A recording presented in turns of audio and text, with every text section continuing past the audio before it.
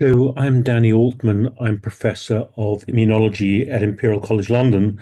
And I think my relevance to this meeting is hopefully on a few counts. First of all, I'm head of one of the large NIHR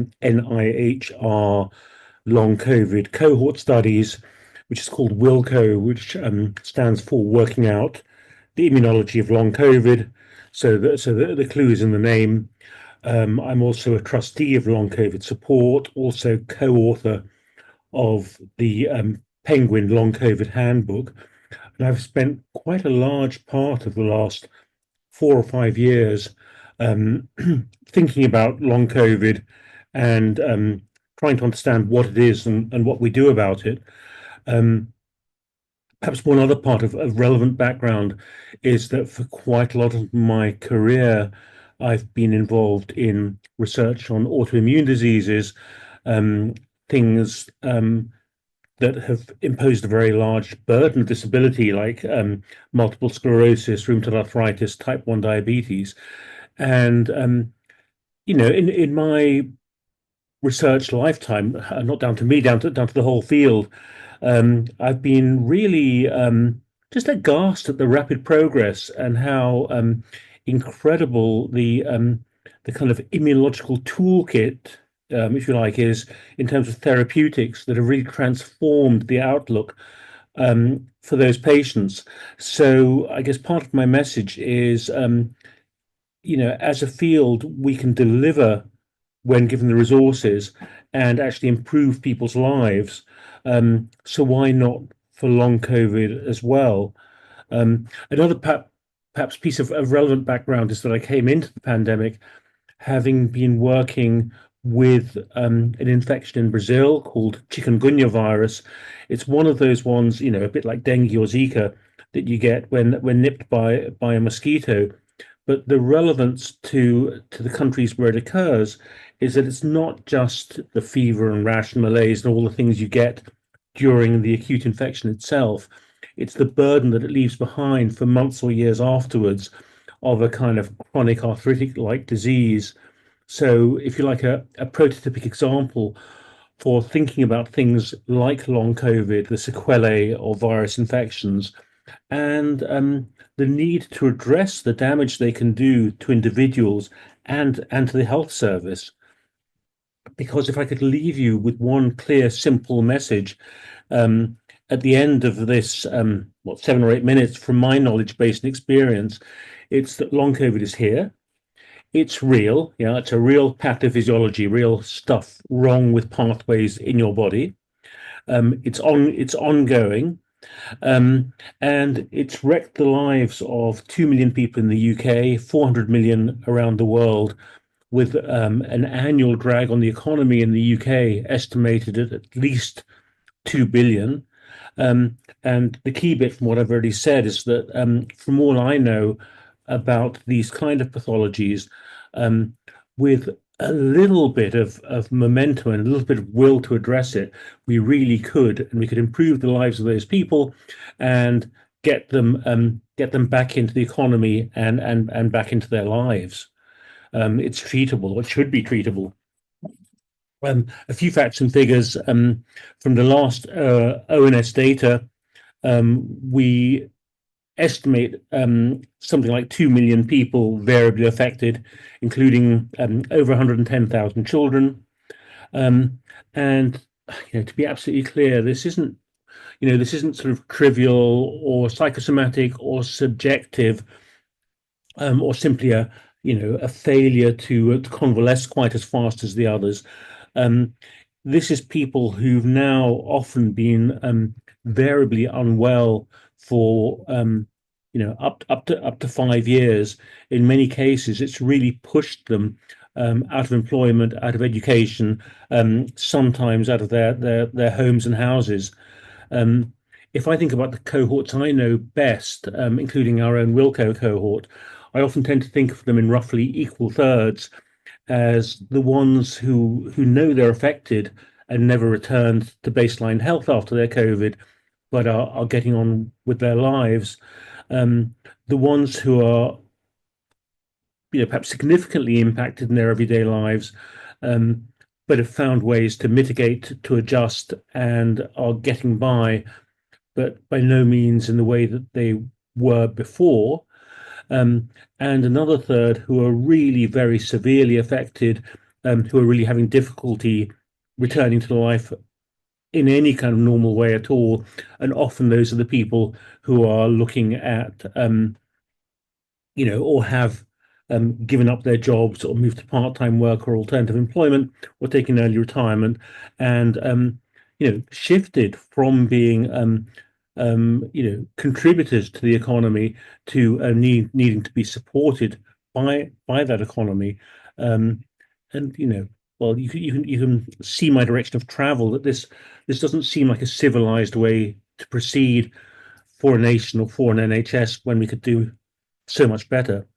Please don't think of it as a relic from that hard period of COVID in 2020 when we had what we refer to as the Wuhan wave in an unvaccinated population and so many people got so sick. Long COVID is still ongoing. In other words, there are still new cases. The last reporting period we have for ONS had 178,000 new cases in a 4-month period, and we still see new members coming in looking for help and coming into groups like long COVID support. So, the current period is the one where we have waves of Omicron subvariants, don't we? And even in a highly vaccinated, highly immune population, those breakthrough infections are all around us. We all have colleagues in our families or workplace who are succumbing to COVID infections still, sometimes 2 or 3 or 4 times a year. And the risk of developing long COVID, from very big data from all of those infections, is still about 2.5%. So I guess the way that experts in the field are thinking about this is that medicine has acquired a whole new patient population requiring a whole new clinical specialty, as big as specialties like cardiology or rheumatology. So I've been watching the long COVID landscape, as I mentioned, very, very closely since 2020, both in this country and also how our efforts compare with those in other countries in Europe and in the USA. And at the start, when long COVID was first described and recognized, we were regarded very much as setting the example, setting the pace, and had put money into 2 research calls via the NIHR for about £20 million each that fueled a lot of exciting projects on long COVID to try and really get the ball rolling and unravel what it was and what to do about it. We also set the pace on NHS long COVID clinics. Really, if you fast forward to where we are now, there was no follow-up funding, there was no follow-up support.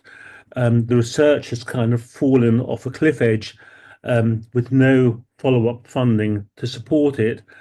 The long COVID clinics are patchy and variable, and I guess subject to postcode lottery.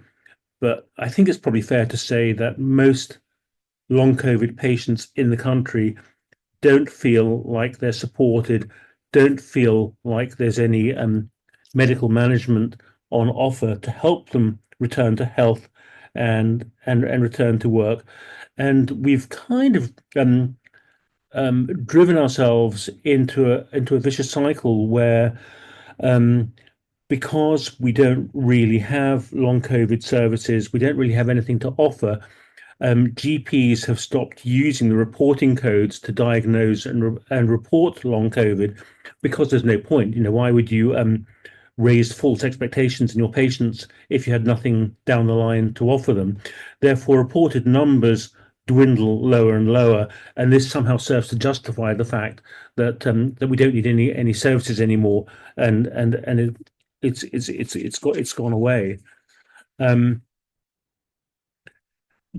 During the pandemic, I think, we all have various claims, didn't we? But I think the UK often did claim to be a science powerhouse and the world leader that was leading the way. And we certainly were in some aspects of some of our efforts. And one that I think we should all feel very proud of is, do you remember in the peak of the pandemic, the recovery trial, which really harnessed the special strengths that we do have in having a joined up NHS, in being able to take that terror and that panic of having a new fatal pneumonia that was killing people, even with the best possible care on ITU, and doing properly scaled nationwide randomized controlled trials to try and work out which treatments were best and worked and made a difference.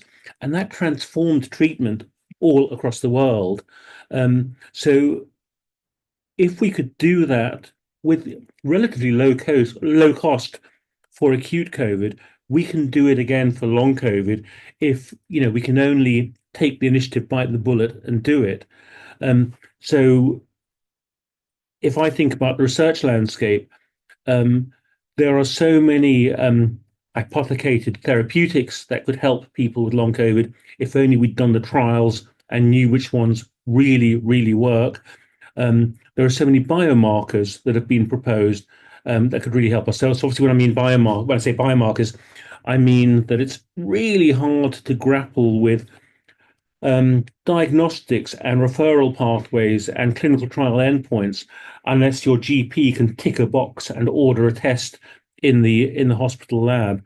And we don't have that for long COVID. And that's really frustrating to me because if you look at the medical literature, there are hundreds of rather strong biomarker candidates that have been reported.